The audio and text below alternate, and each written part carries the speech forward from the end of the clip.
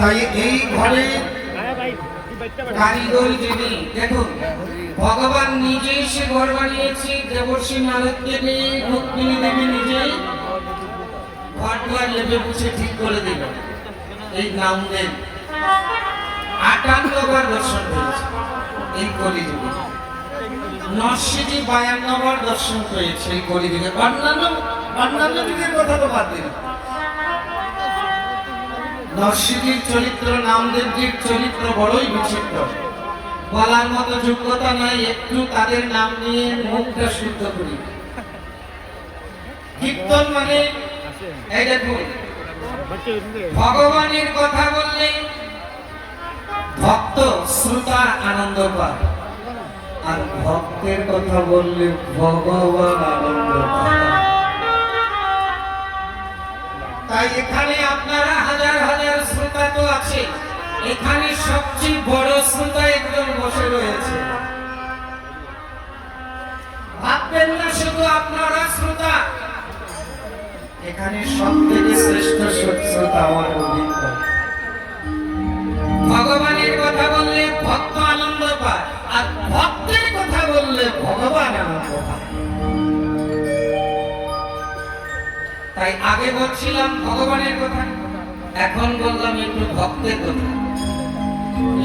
এখন আমরা কিছু আমরা যেন সংসার থেকে একটু সৎ পথে চলতে পারি। কীর্তন মানেই নাচানাচি লাফালাফি নয়, কীর্তন মানেই হাসালি বলা নয়,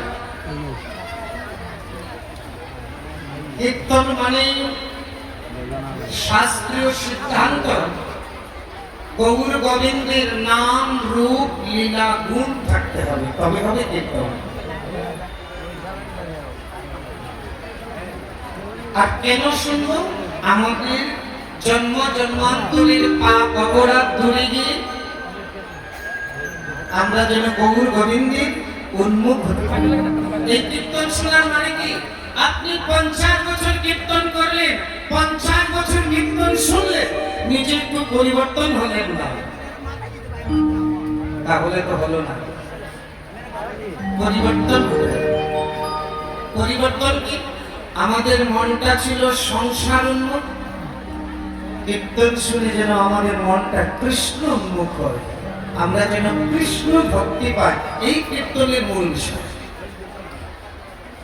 আমরা যেন কৃষ্ণ ভজনের দিকে এগিয়ে যেতে পারি। আমরা মায়ার সংসার থেকে যেন মায়াধীশ যিনি তার চরণে শরণাপন্ন হয়ে যেতে পারি। আর যদি হরিনাম না করেন, আপনি মাস্টার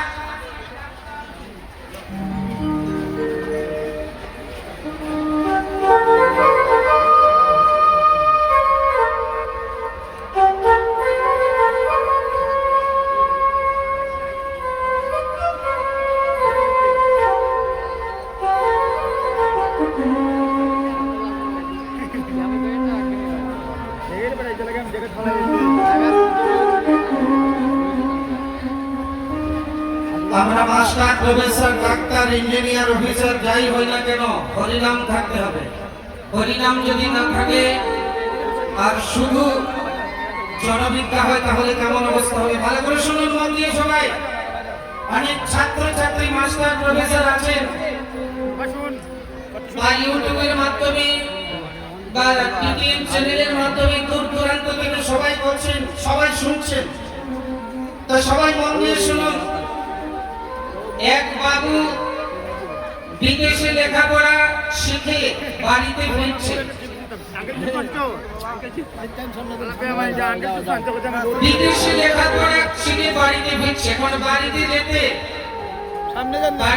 একটা নদী পার হয়ে যেতে, কি বাবা, গ্রামের বাড়িতে নদী পার হয়ে যেতে। তো নদীটা বেশ বড় সড়ো, খেওয়ার নৌকাতে উঠেছে। উনি ভাবছে এত লেখাপড়া শিখে আসলাম, কেউ আমাকে কিছু বলছে না। তো উনি নিজেই বলছে, কি বলছে? ওই মাঝিকে বলছে, মাঝি ভাই,